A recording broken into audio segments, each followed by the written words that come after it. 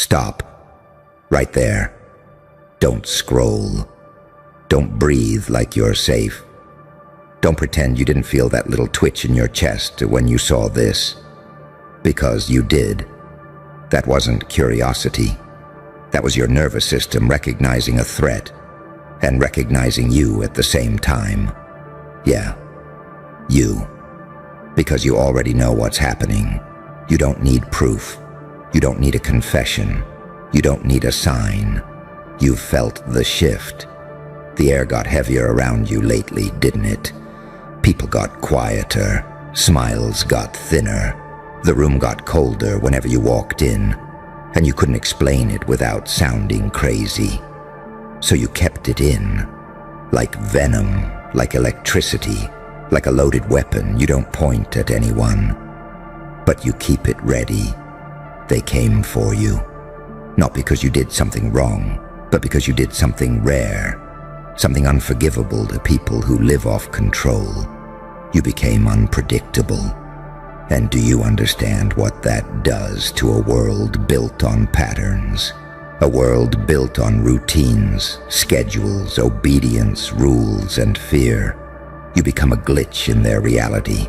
A wild animal in a room full of trained dogs, a saint with blood on their hands, and a psychopath who still prays at night.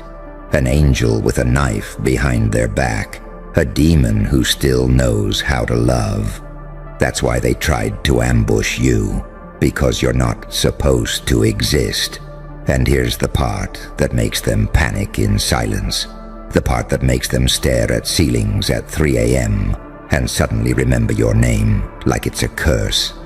God saw it coming, the ambush, the setup, the betrayal, the smear, the trap, the friendly faces with hidden agendas, the applause laced with poison.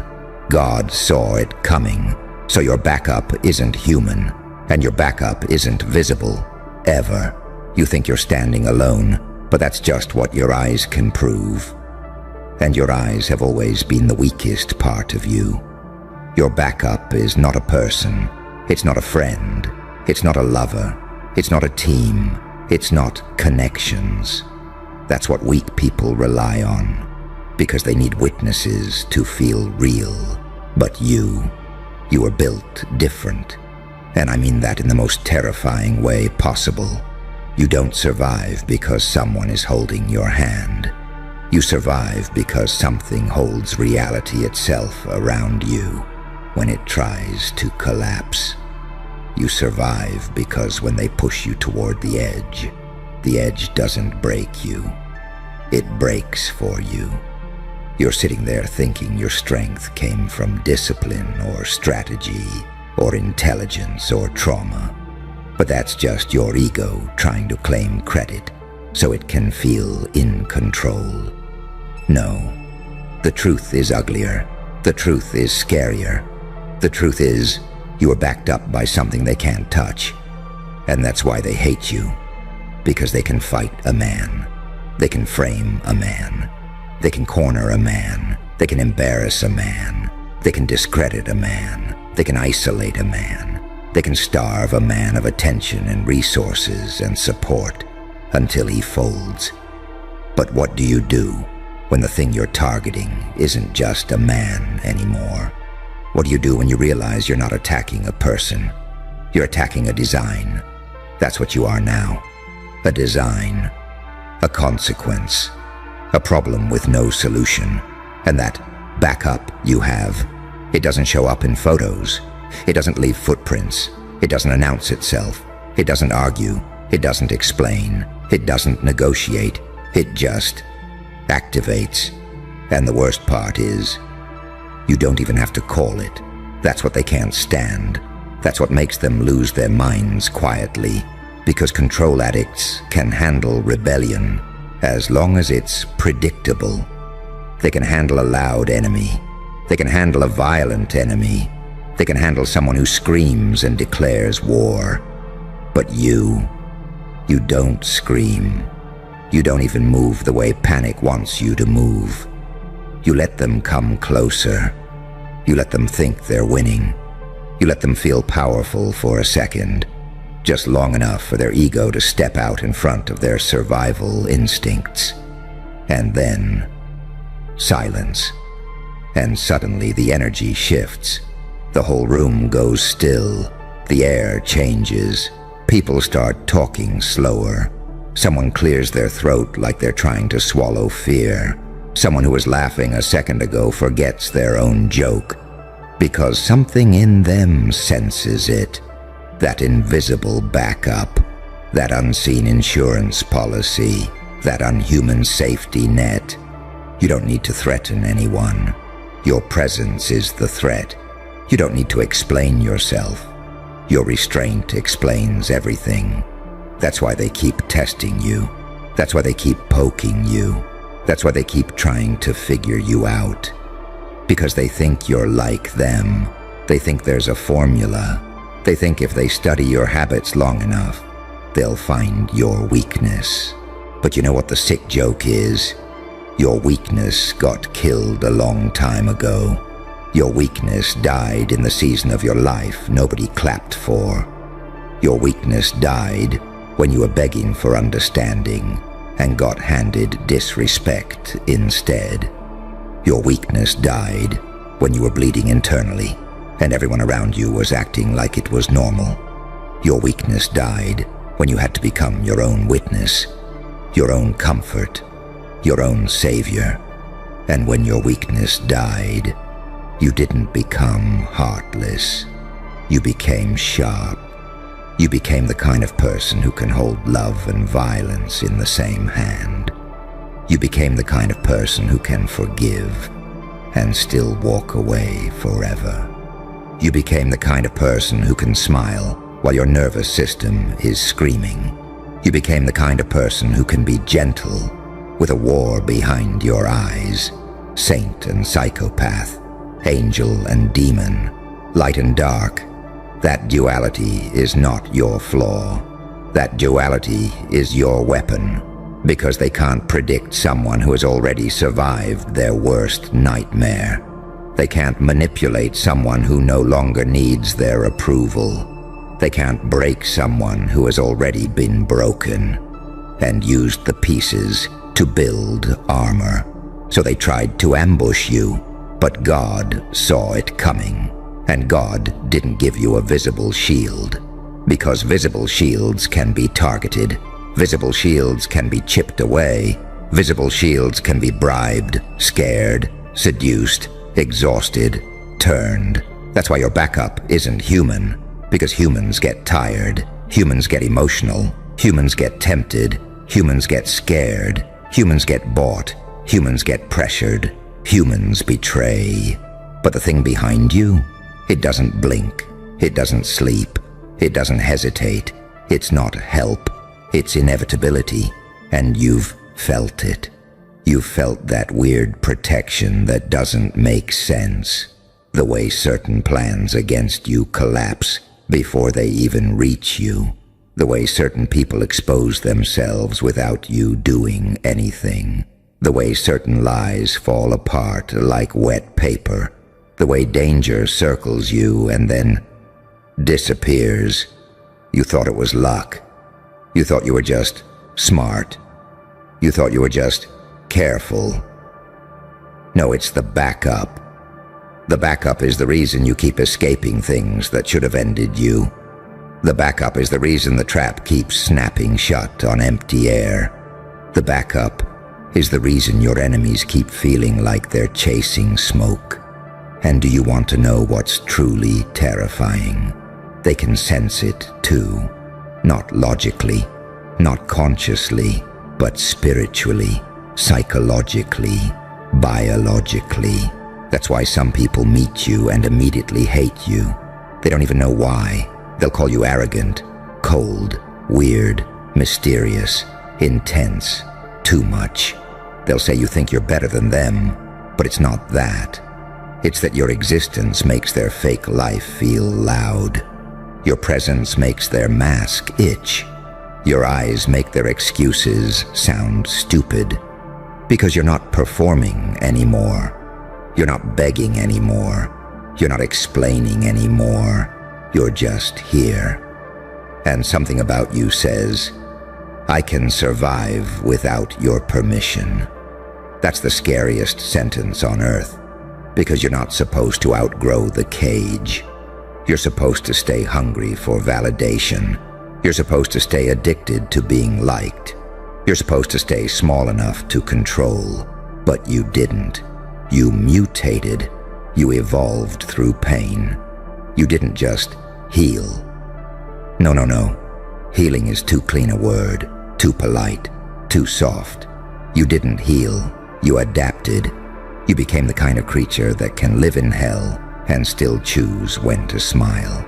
You became the kind of mind that can walk through betrayal without losing dignity.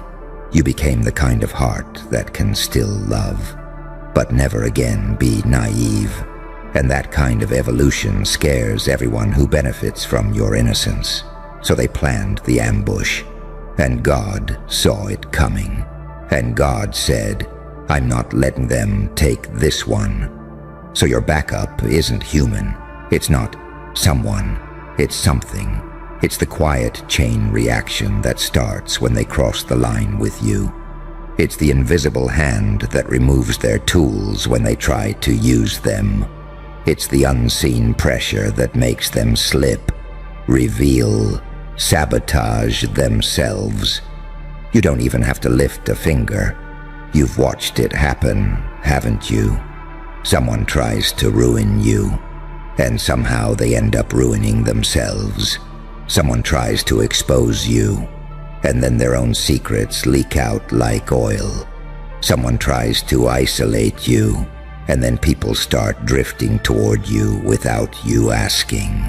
Someone tries to compete with you, and they burn out like a cheap bulb trying to imitate the sun. That's the backup, and it's not visible because it can't be bribed. It can't be threatened. It can't be shamed. It can't be baited. It has one setting, completion. And the more they push you, the more it activates. Now here's where it gets wicked. Because you're not just protected from the ambush. You're being trained by it. Every betrayal was a lesson. Every loss was a refinement. Every disappointment was a blade sharpening you. Every lonely night was the forge. You didn't just go through trauma. Trauma went through you and came out organized. That's what they don't understand. They think pain breaks people. But pain didn't break you. Pain upgraded you. Pain taught you silence. Pain taught you observation.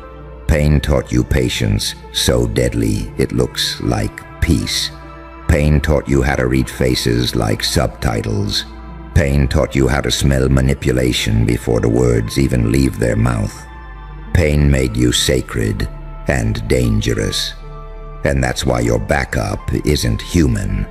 Because if your backup was human, it would have tried to comfort you.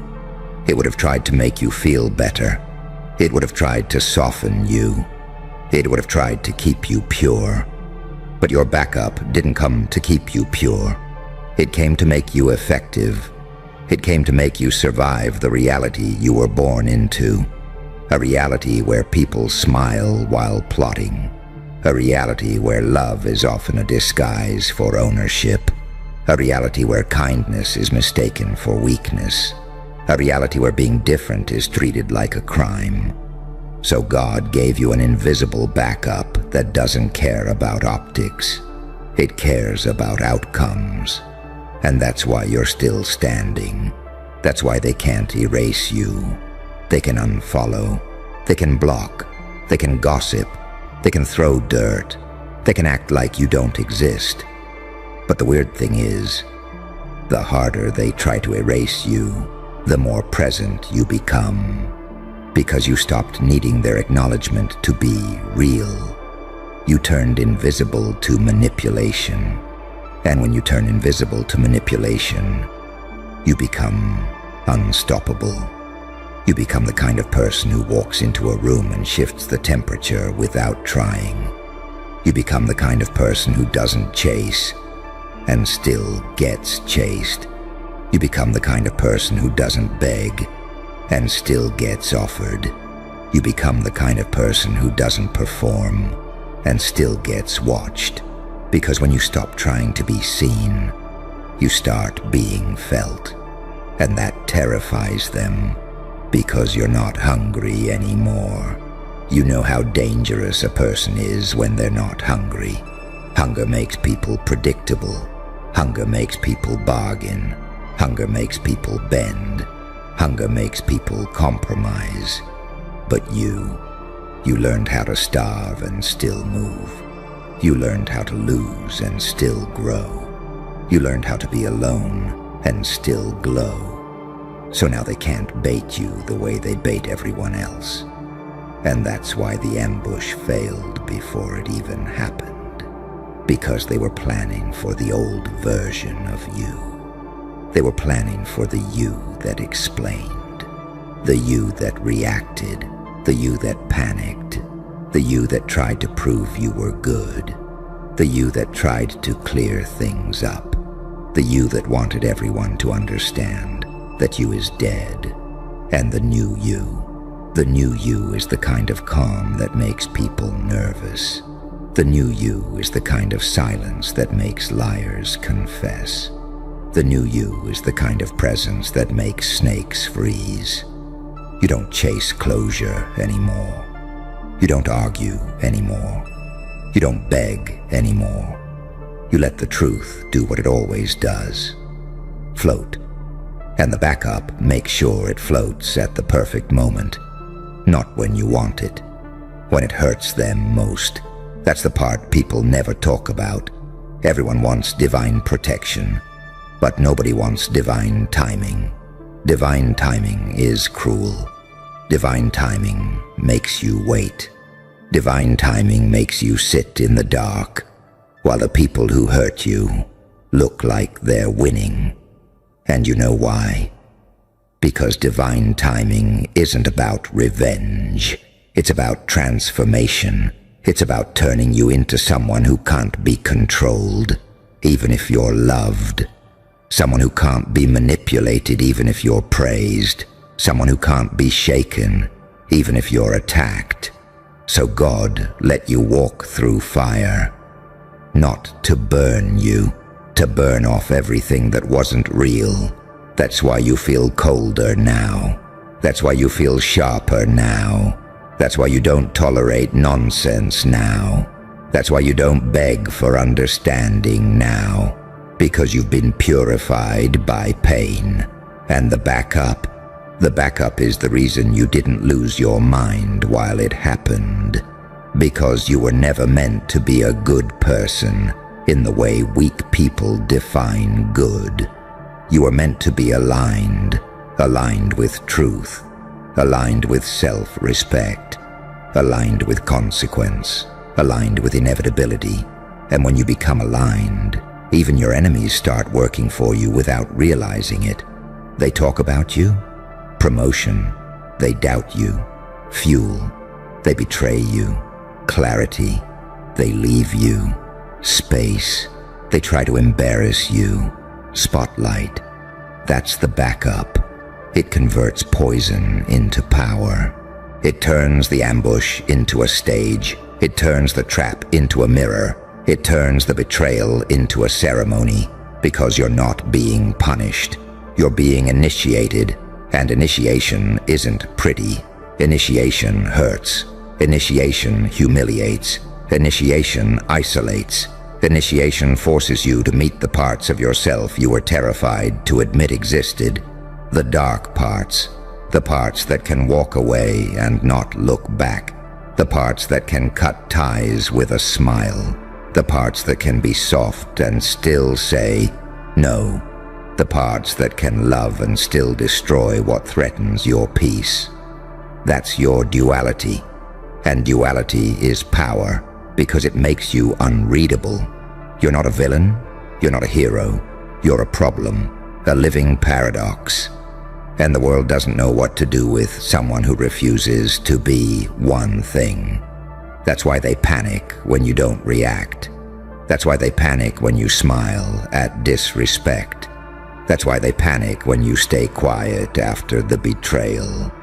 That's why they panic when you don't defend yourself. Because they're waiting for the predictable move, and you don't give them one. You let the backup speak, and the backup speaks in consequences. Quiet consequences, delayed consequences, consequences that arrive like a letter with no return address. They look up one day and realize their circle got smaller, their influence got weaker, their confidence started rotting. People stopped trusting them. Doors stopped opening. Opportunities dried up, and they don't know why. But you do. The backup isn't visible, so it can't be blamed. And that's the most terrifying kind of protection. Because when a person can't identify what's punishing them, they start punishing themselves. They start spiraling, overthinking, suspecting everyone, doubting everything, destroying their own relationships. And you're just standing there, calm, watching, silent. Not because you're evil, but because you finally learned the difference between mercy and weakness. You finally learned that not everyone deserves access to you. You finally learned that being chosen by God doesn't mean being liked by people.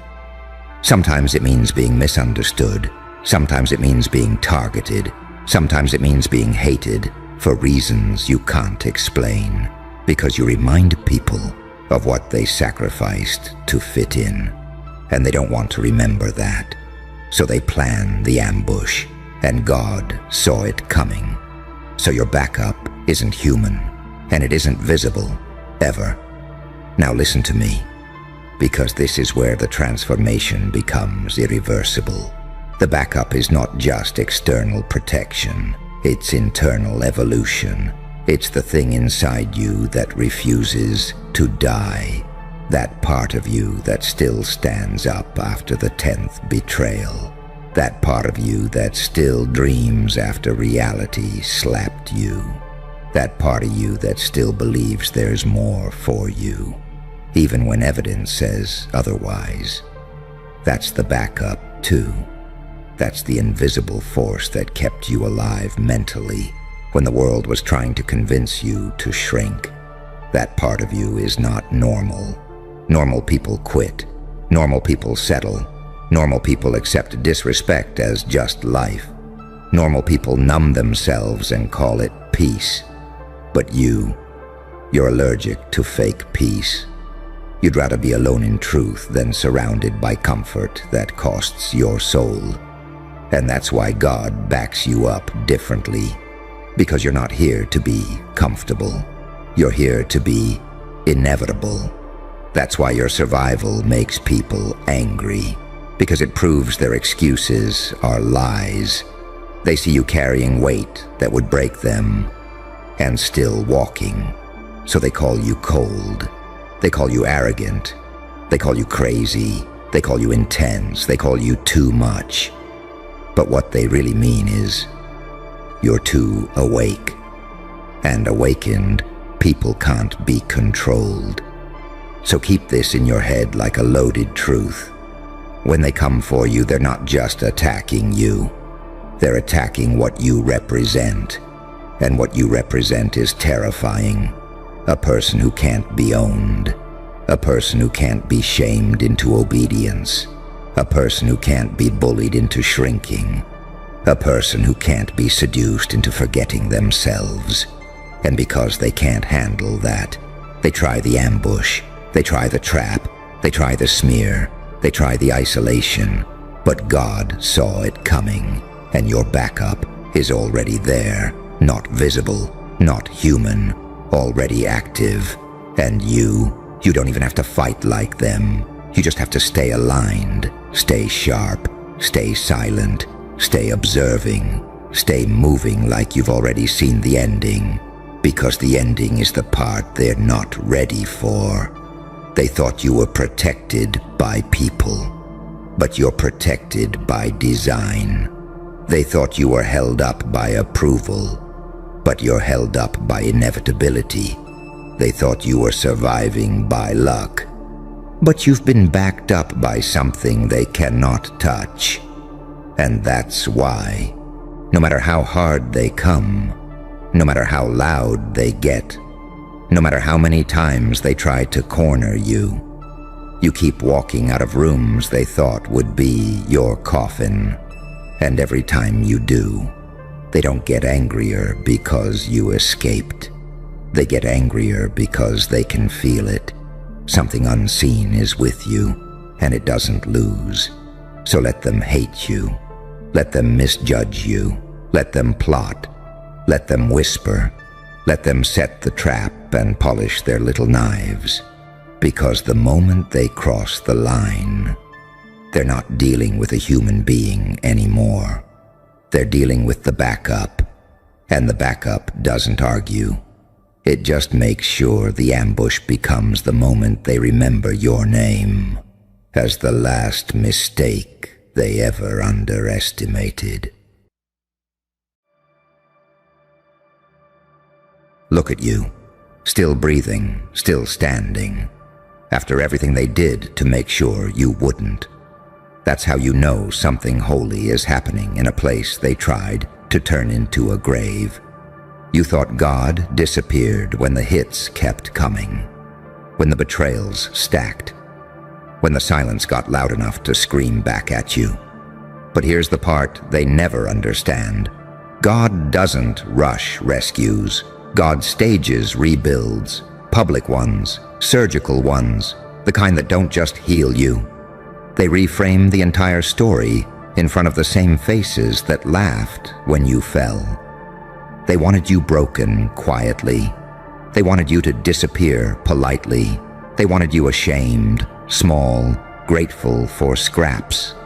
And God just watched. Not because he agreed with them, but because pressure reveals architecture. Because destruction exposes what can't be destroyed. You didn't notice it at first. The way your pain started sharpening instead of weakening you. The way your losses began stripping illusions instead of hope. You thought you were decaying.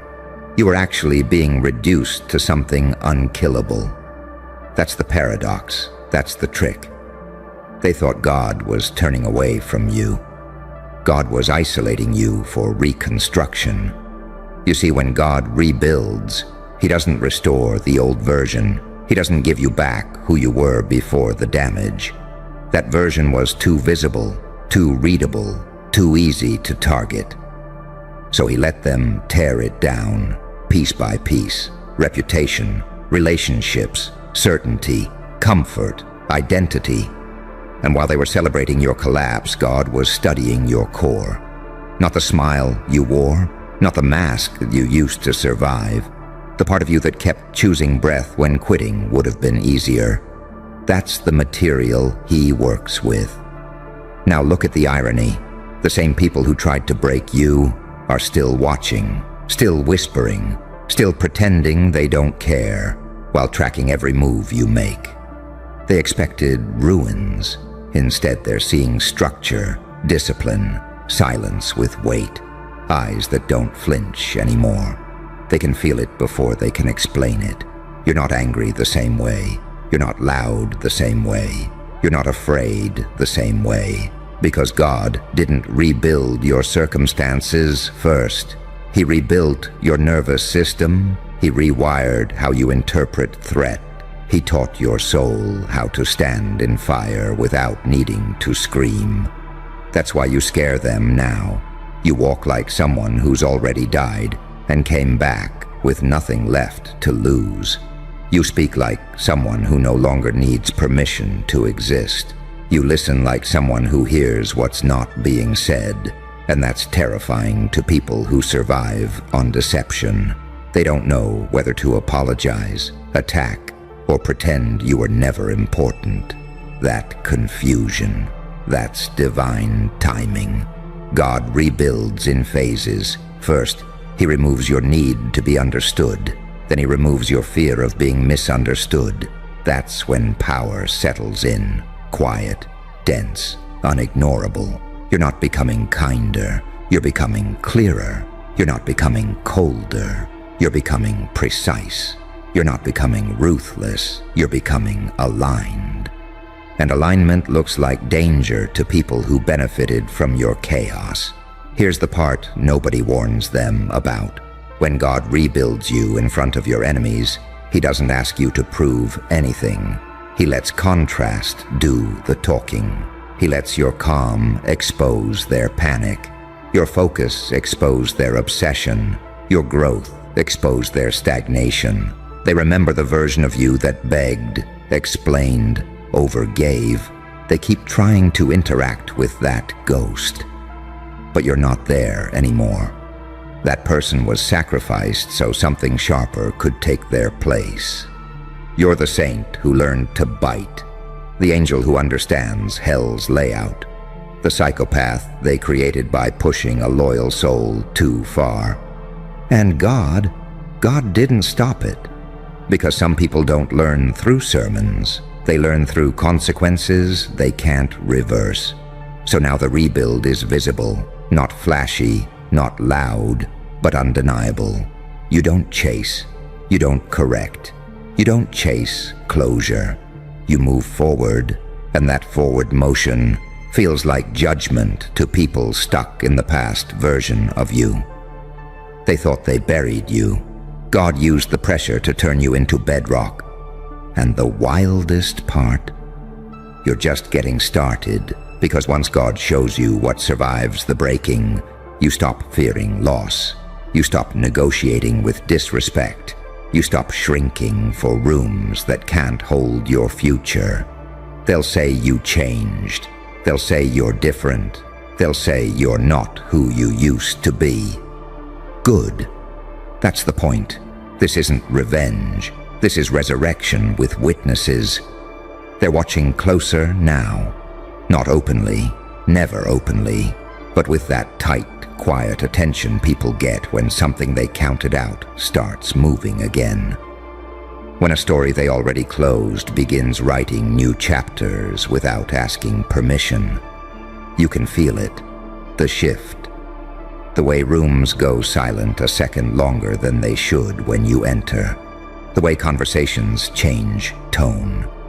The way certain people suddenly remember your name, your value, your potential, like they didn't help try to bury it. That's not coincidence. That's recognition kicking in late. God rebuilds you slowly on purpose, because a fast comeback looks like luck. A slow resurrection looks like inevitability.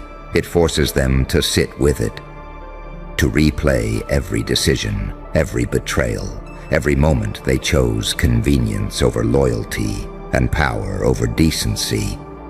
They don't just see you rising, they see themselves reflected in the wreckage of who they were when they tried to end you. And here's where the real psychological twist happens. God doesn't rebuild you to confront them. He rebuilds you to outgrow them, to make their presence irrelevant, to turn what they did into background noise instead of a defining chapter. That's why your energy feels different now. You're not rushing to prove. You're not over-explaining. You're not seeking validation from rooms that once applauded your pain. You're selective, surgical, calm in ways that make unstable people nervous. Because chaos can't read stillness. They want a reaction, a victory lap, a meltdown, anything they can label and reduce. But all they're getting is composure, and composure is terrifying to people who rely on emotional leverage. You used to flinch. You used to doubt. You used to second-guess every instinct. Now, you pause, you observe, you decide. That's the rebuild stage where God replaces your emotional reflexes with discernment, where He teaches you the difference between mercy and self-betrayal, where forgiveness stops meaning access, and suddenly your silence speaks louder than your explanations ever did. They remember how easy it was to manipulate you when you wanted to be understood, when you still believed effort guaranteed fairness, when you thought loyalty would be returned just because it was given honestly. That version of you doesn't exist anymore. God burned it down himself. Because that version was powerful, but vulnerable. Capable, but exposed. Too open in a world that feeds on weakness disguised as kindness. So now he's rebuilding you with boundaries instead of blind trust. With standards instead of hope. With self-respect sharp enough to cut through fake apologies and delayed recognition. That's why their guilt feels heavier now. That's why their excuses sound hollow even to themselves. They can sense that the window closed, that access expired, that the version of you they could take advantage of is gone forever. And nothing unsettles people more than realizing they missed their chance to be decent.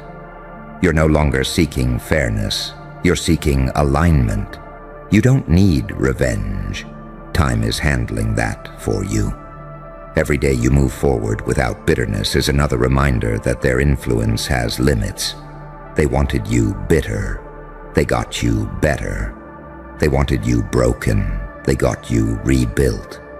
And not rebuilt into something soft or fragile, but into something exact. Something measured. Something that knows when to walk away without burning bridges, and when to let silence do the damage. God doesn't rebuild you to make you safe. He rebuilds you to make you unshakable.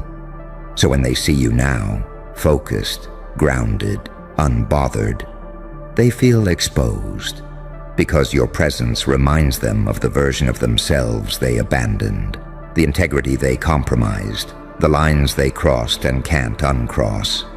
You don't even have to speak. Your existence is the indictment. And the longer you stand there, calm, composed, evolving, the clearer it becomes. What didn't destroy you didn't just fail. It trained you, hardened you, educated you in ways comfort never could. That's why your confidence feels different now. It's not loud. It's not performative. It doesn't ask to be believed. It assumes. And assumption is power. Because you've seen the worst of people and survived without becoming them. You've walked through darkness without letting it hollow you out. You've felt abandonment without letting it turn you small. That's divine craftsmanship. They can't undo what God rebuilt. They can't reach you the way they used to. They can't threaten what no longer needs their approval to exist. So let them watch. Let them wonder. Let them replay the moment they thought they won. Because every step you take forward now is proof that the story didn't end where they tried to break you. It restarted, stronger, sharper, and fully aware of its own power. And the strangest part, you're calm about it, not numb, not detached. Calm in the way people get when they finally understand the pattern, when they stop asking why and start seeing how the pain wasn't random, how the timing wasn't cruel, how every delay, every loss, every moment you thought God forgot your name was actually part of a filtration process. Because not everyone deserves front row seats to the rebuild. God doesn't restore you in isolation just to protect you. He restores you in visibility to teach, to remind everyone watching that destruction doesn't mean defeat, that silence doesn't mean absence, that being pushed to the edge doesn't mean you fall off. Sometimes it means you learn how to stand where others can't. They tried to rush your ending. God slowed your becoming. That's why you move differently now. You don't hurry. You don't chase outcomes. You don't argue with people committed to misunderstanding you.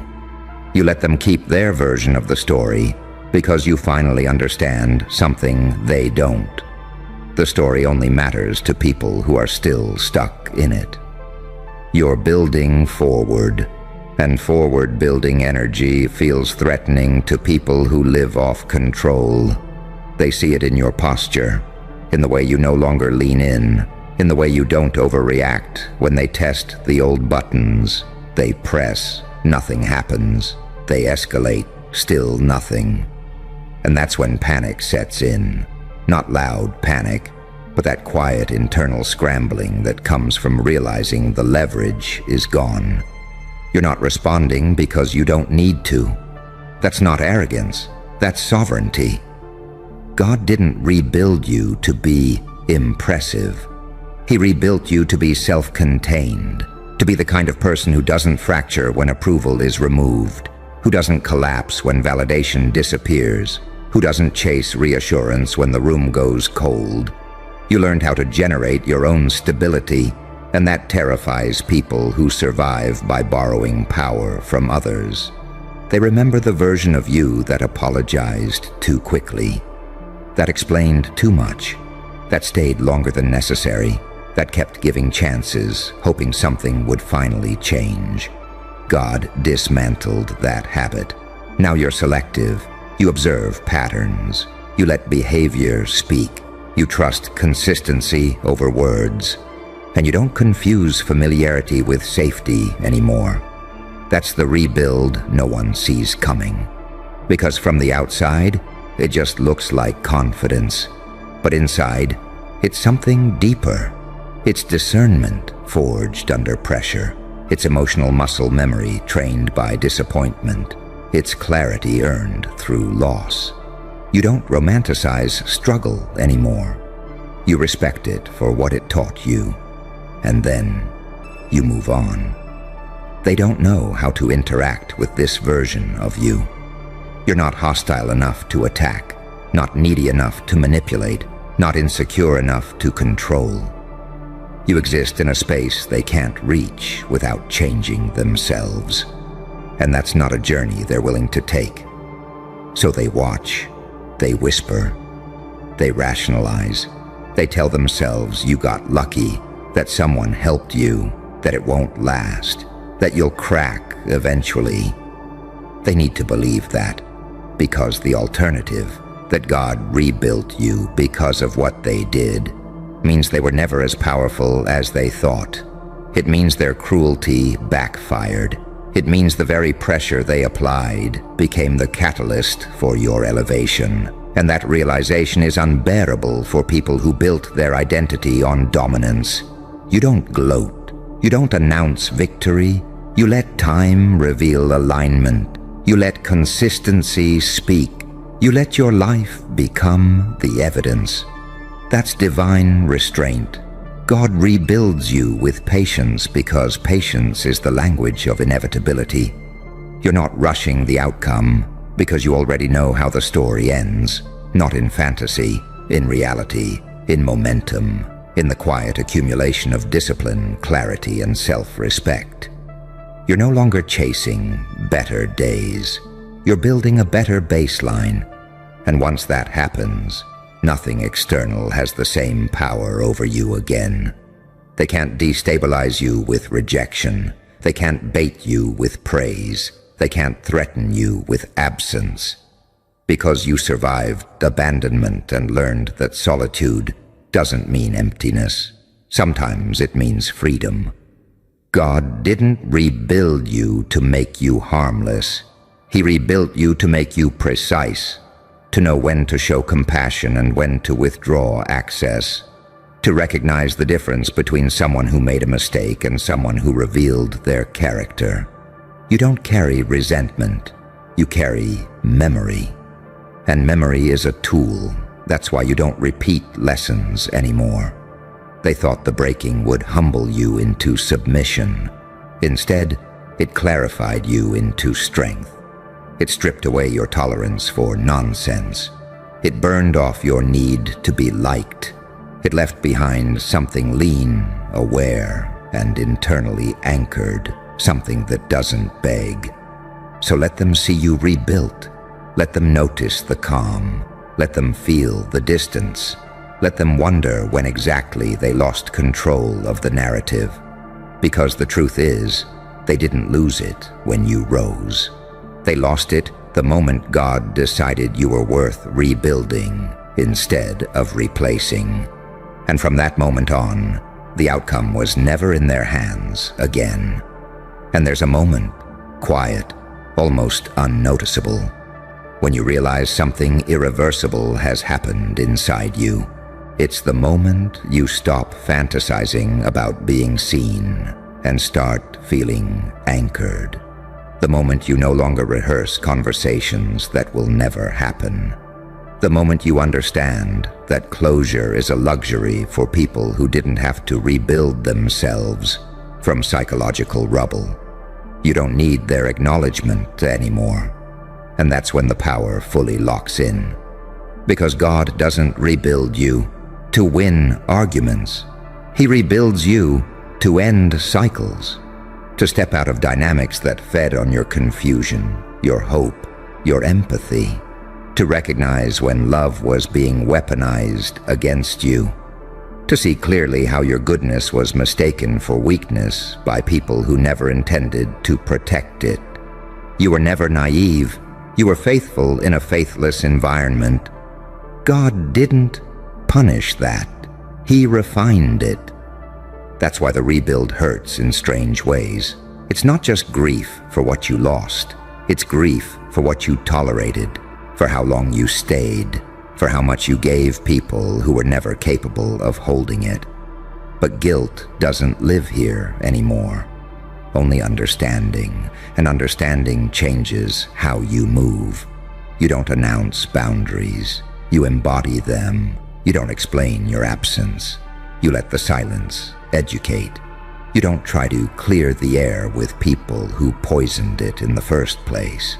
You conserve energy now. That's a sign of maturity forged by pain. They keep expecting a reaction because that's how they measured power before. How much noise they could pull out of you. How much emotion they could extract. How deeply they could disturb your equilibrium. But your equilibrium is no longer external. God rebuilt you inward first. So when they attempt to provoke, it lands nowhere. When they attempt to guilt you, it collapses. When they attempt to remind you of the past, it feels like watching an old movie you already analyzed and archived. You remember. You just don't relive. That distinction is lethal to people who survive by reopening wounds. And here's the divine irony. The more stable you become, the more unstable they feel. Not because you're doing anything to them, but because your peace highlights their unrest. Your clarity exposes their avoidance. Your discipline reflects their chaos. You didn't become better than them. You became free from them. God rebuilt you with a different relationship to time. You're no longer desperate for immediacy. You understand compounding growth. You understand that real power doesn't rush because it doesn't fear interruption. You're patient now. Not passively patient, but strategically patient. Patient enough to wait without waiting on anyone. Patient enough to let people reveal themselves fully instead of interrupting the process. And that patience reads as dominance to insecure minds. They thought you'd come back angry, bitter, reactive. They prepared defenses for that version of you. Scripts, labels, smears. But you came back centered, grounded, intact. They don't know how to fight that, because you're not fighting anymore. You're building. And building energy doesn't announce itself. It shows up consistently, quietly, relentlessly. It stacks days. It compounds habits. It sharpens instincts. It aligns actions with values until identity becomes unshakable. You don't need to remind anyone who you are. Your presence does it. God rebuilt you with discernment that sees through urgency, through fake remorse, through last-minute apologies that only appear once consequences arrive. You don't confuse regret with accountability anymore. You can hear when someone misses access, not you. And you don't reopen doors just because someone knocks louder. That's wisdom purchased with suffering. You used to fear becoming cold, but you didn't. You became contained, warm where it matters, closed where it's earned, soft without being porous, strong without being cruel. Balanced. That balance came at a price most people never pay, and never want to. So when they look at you now, there's a tension they can't resolve. They want to believe they still know you. But you don't respond the same. You don't tolerate the same. You don't shrink the same. You're familiar, but unreachable. That's when they realize the rebuild wasn't cosmetic. It wasn't a phase. It wasn't motivational noise. It was structural. God reinforced the parts of you that cracked under pressure. He replaced emotional habits that kept you stuck. He recalibrated your standards so you no longer negotiate with disrespect or confusion. You're not hardened, you're clarified. And clarity is dangerous to people who benefited from your fog. You don't hate them, you don't wish harm, you simply don't revolve around them anymore. Your axis shifted inward, and from there, upward. That's the kind of rebuild that doesn't ask for applause. It just keeps standing. So let them watch the outcome they helped create without meaning to. Let them sit with the discomfort of seeing you whole.